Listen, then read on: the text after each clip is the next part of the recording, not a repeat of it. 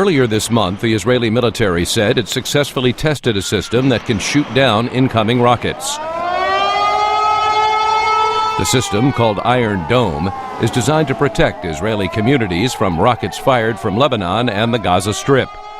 The Obama administration is asking Congress to approve more than $200 million to support Iron Dome. It's the latest example of closer military cooperation between the U.S. and Israel.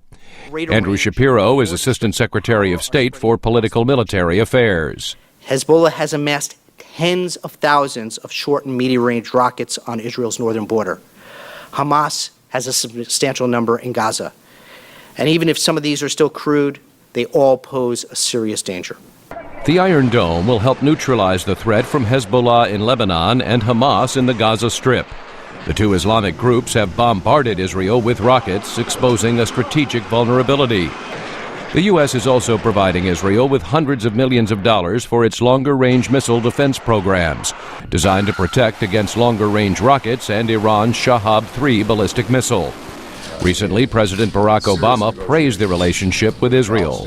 It encompasses our national security interests, our strategic interests, but most importantly, the bond of two democracies who share a common set of values.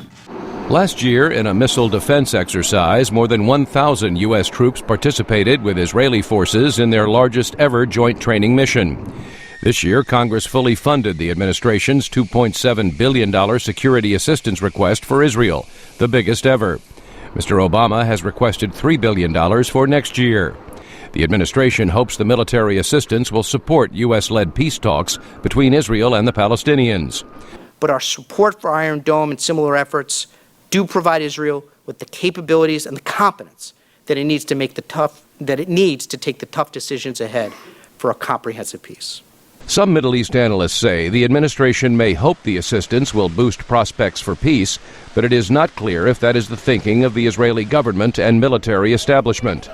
The Israelis see Iran and its nuclear program as their biggest threat. The United Nations, the U.S., and other countries recently approved new sanctions against Tehran. Iran says the program is for peaceful purposes. Martin Indyk is Director of Foreign Policy at the Brookings Institution and a former U.S. ambassador to Israel. He says success in the peace process does hurt Iran's efforts in the Middle East. Precisely because Iran uses the Arab-Israeli conflict to expand its influence in the region, pressure on Iran can indeed be enhanced by a comprehensive effort to resolve the Arab-Israeli conflict. Since President Obama took office, he and Israeli Prime Minister Benjamin Netanyahu have had significant policy differences, mostly over settlement expansion in Arab East Jerusalem. The disagreements have not derailed indirect peace talks between Israel and the Palestinians. In early July, the two leaders met again, and there appeared to be a significant improvement in relations. The bond between the United States and Israel is unbreakable. That bond appears strongest in the administration's efforts to strengthen military and security ties. This administration is particularly focused on Israel's security precisely because of the increasingly complex and severe threats that it faces in the region. Israel is a vital ally and a cornerstone of our regional security commitments.